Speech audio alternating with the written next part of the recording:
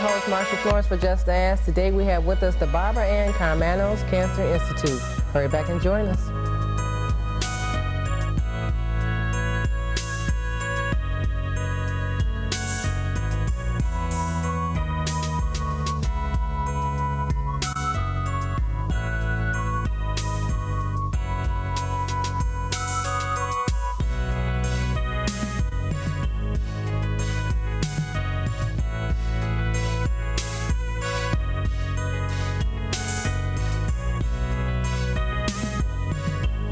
Hi, I'm your host, Marsha Florence, for Just Ask. Today we have with us the Barbara Ann Karmanos Cancer Institute. Our guests is Prentice Parker, Bernard Causey, and Susan Weinberg. Hi, ladies and gentlemen. Hi there. Good evening. Glad to have you on the show. Thank you. Good to be here. Good. Now, I want to start off with, I know this is the Barbara Ann Karmanos Cancer Institute, but we have a special project. So, Bernard, you want to tell us what the project is today we're talking about? We're here to discuss the Prostate Health Awareness Project. And basically what it is a community outreach program designed to educate the community, specifically African American men, about the issues surrounding prostate cancer, prostate health, and testing issues.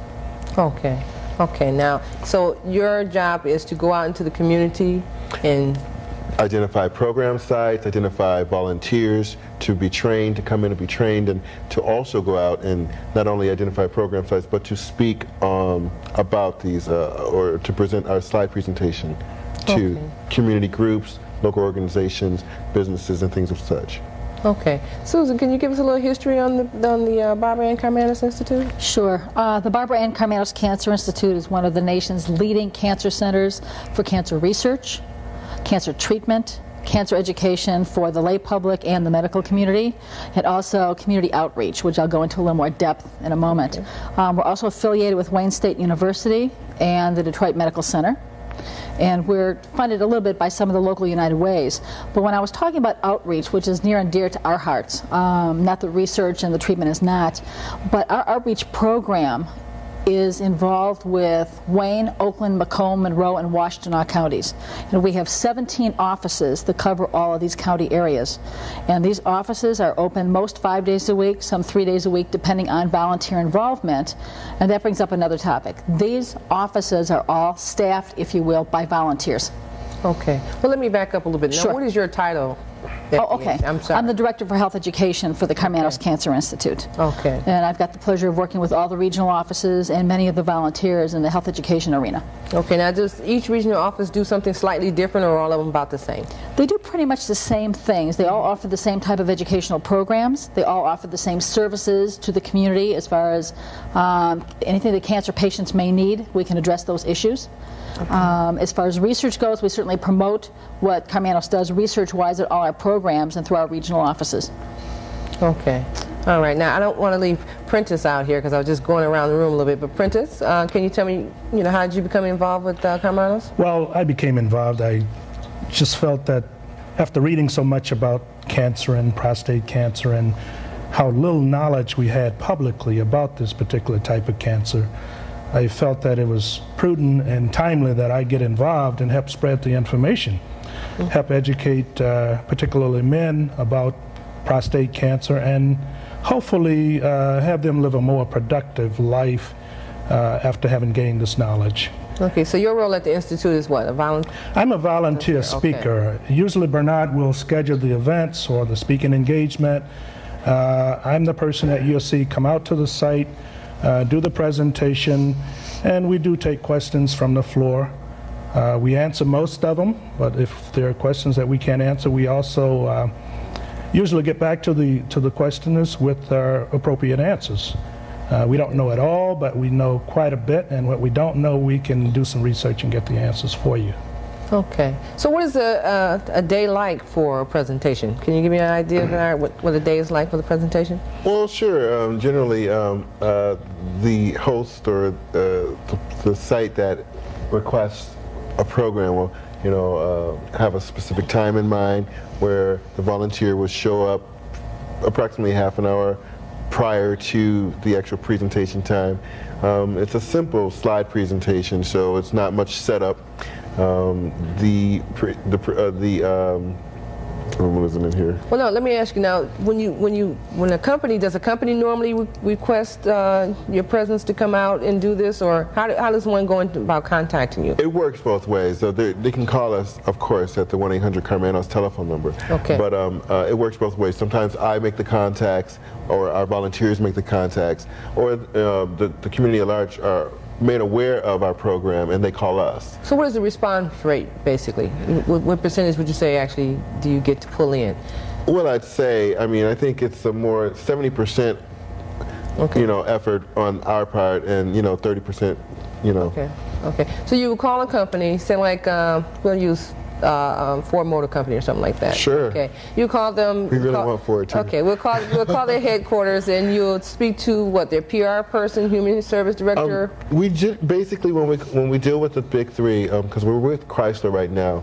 Archland Franklin, who is the director of health education in Detroit, she deals with Chrysler, and we deal with the locals.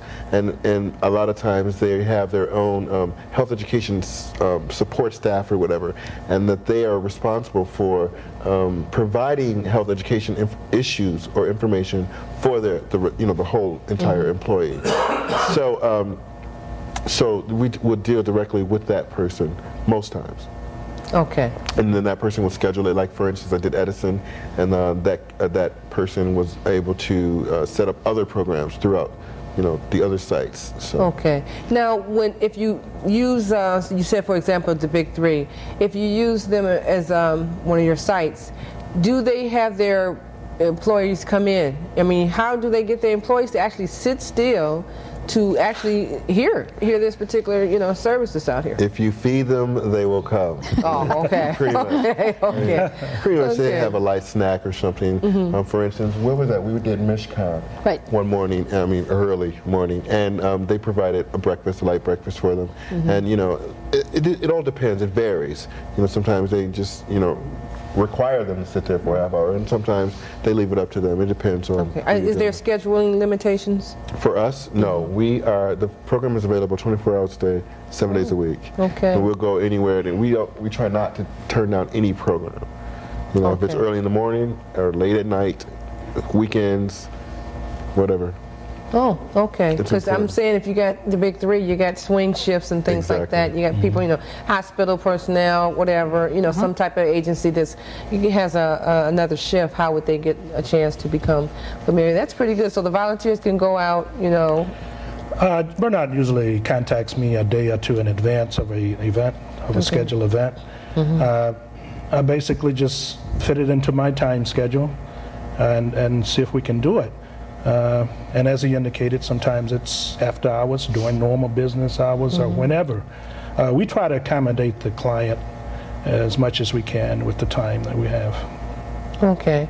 Now, Susan, let me ask you, in your day-to-day contact with people, do you find it sometimes overwhelming to know that, you're being pulled this way and that way, and you've got all these projects under one umbrella? I mean, how do you, kind of break it down? Because you've got one project here. So can you give me some of the projects that Karmanos handles? Well, when you're involved with Karmanos, you learn to juggle, to be very honest, because there are a lot of requests coming from all over the place, not just for health education, but patient needs. Now, my function is within the health education arena, like I said, so many times I'll get phone calls from companies who say, we want some kind of an educational program, what do you think we need? And they don't know.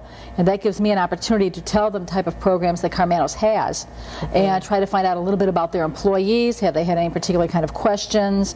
Anything like that. Try to draw something out from them so I can work well as far as telling them, as I said, what kind of programs we have. Do they have a specific request for perhaps a program or information we don't already have in the can, if you will? Because Karmanos is so expansive and we have so much medical expertise that I can identify a speaker to go out and speak for that group. So it can be a time-consuming effort, but when you go out, you present a program and you've taught people things and you've told them where they can go if they need help, if they're a cancer patient or they have a cancer patient in their family or a friend. It's worth all the effort. Okay. Now, do you find most people are in fear of knowing the truth about cancer? Right. Absolutely. Cancer has always been like a death sentence, you know? And we have found out that you can really fight cancer with knowledge, which is why the educational part of Karmanos is so wonderful. If we can break down some of the misinformation barriers that can help. So this kind of program that Bernard's got and the apprentice is involved with can help get rid of the mystique about cancer and prostate cancer or breast cancer or whatever type, and let them know that here's the real knowledge that you need to have, that you need to make informed decisions, that you need to talk to your doctor and become your best health advocate for yourself. That if you have questions and you can't reach your doctor, we do have a 1-800-Karmanos number or 1-800-527-6266. People can call that. We've got cancer information specialists. So it's not as though if we're doing a program, like Prentice was saying, people may ask our speakers a question, and if it's a medical question, we're not medical experts, and we make that very clear, but we at least are able to tell them we do have a number you can call if you can't reach your own physician and get an answer. Because the worst thing is, somebody asks us a question at a program and they don't get an answer, and they're stopped right there. And we try very hard not to do that. We want to become the conduit from no knowledge to knowledge, and that's what we like to do with the programs. And basically, that's the thrust of this prostate health awareness program. I mean, we would like to, I mean, our thing is to help men make informed decisions about prostate testing. You know, we're not trying to tell you to get tested. What we are is helping you to make an informed decision. We want to arm you with the knowledge so that you can discuss, you know, with your doctor what you should do. Okay. I figure that men are more fearful of going to the physicians than women are, more or less. You know, do you find that? I find that to be true, but I also find that men are more open when they're dealing with another man on a subject matter that's common to them. That's one of the reasons, that's one of the big rewards that I get from doing a presentation. I actually we get right down nitty gritty, and we ask the straightforward questions. We don't hold back on any information. And most of the guys that I've done presentations for really show that they appreciate it.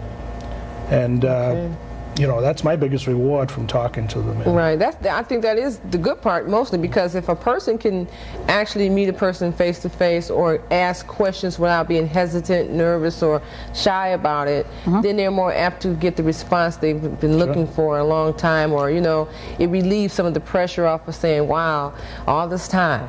You know, the average question or response is, all this time I didn't know that. I didn't know that. And that's what we hear all the time on Just Ask. I didn't know that. Well, it's programs like this and programs like yourselves that, you know, enlighten people to make them more aware of what's going on in their community or what's going on in their health, you know, and things like that. If I may add too, Marcia, men, and I'm one of them, we're rather reluctant to take the time out and go to the doctors and get our annual physicals and checkups. Women in our environment have a much better record for those kinds of things than we have. So if you're not going to, you know, if we're not going to be going to the doctor, Karmanos says we'll bring it to you. That's why we bring it to the site and bring it in your environment where you're comfortable and where you can really get down and talk one-on-one. That's good. The one thing I do want to point out is not to discount the women. I mean, you know, it's really, no, really, you know, there is some sort of identification, you know, man on man, but women have been known to be very instrumental in disseminating information. And in fact, this program was run by a woman before I came, you know, before I came. 2 women, you know, Archibald Franklin and Susan Weinberg were out, you know, hitting the trails and doing the presentations. But we'd like to appeal to the woman because you guys are very instrumental, like I said, in not only disseminating information, but also convincing men to go to the doctor. Okay. You know? Well, I tell you what, we're going to take a commercial break and come back with just that very note. Right. We'll be right back. Right.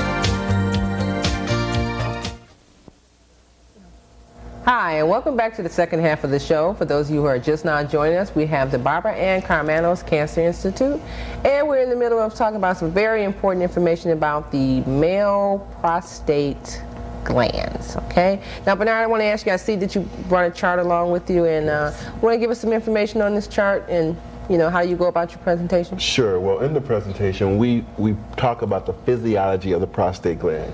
And what this represents is the male reproductive system.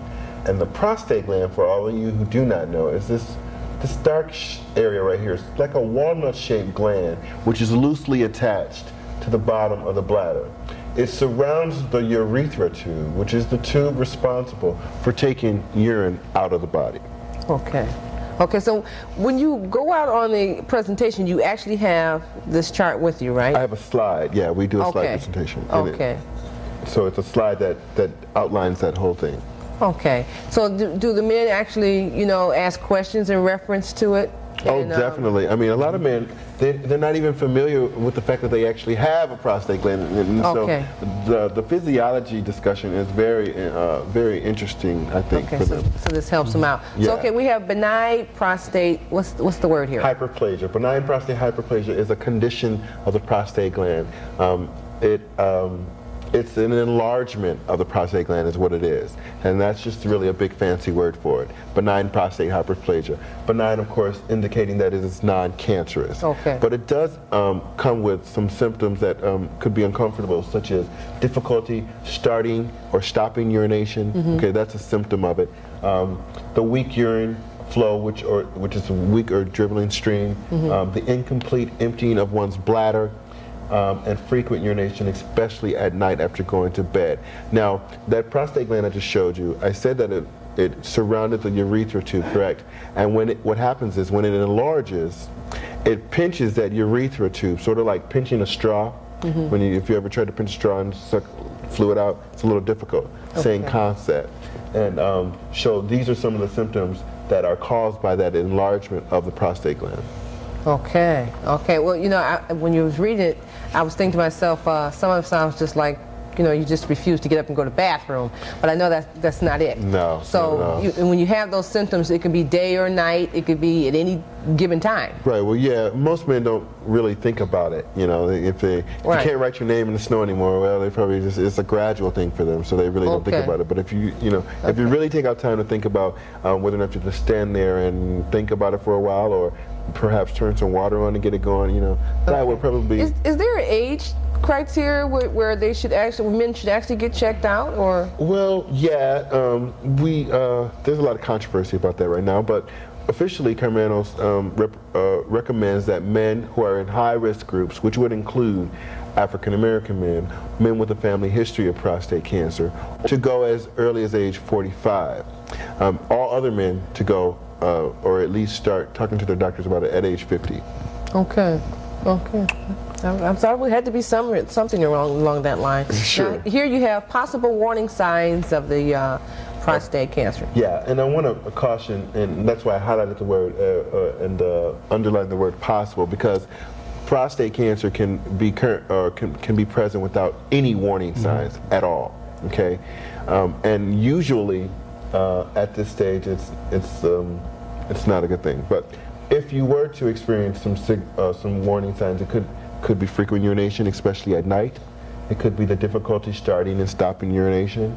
A lot of these are similar to the BPH symptoms. Weak or dribbling stream, the inability to urinate at all, pain or burning sensation when urinating, as well as blood in the urine or semen. Now, the thing about the reason why we try to get men to discuss these things with their doctor is because only truly a trained medical professional can distinguish the difference between BPH and prostate cancer. Okay. But when a man goes in to see his physician, he doesn't know that there's a difference between BPH and prostate, right? No. So once he sees his physician, that eliminates the confusion between the two possibilities of having one or the other. Exactly, and then we just want men to be aware that just because you are experiencing, one of these symptoms is not necessarily a reason to panic necessarily, but it is, one reason why going to your doctor makes good sense. Well, let me ask you this now. When you say blood in the semen,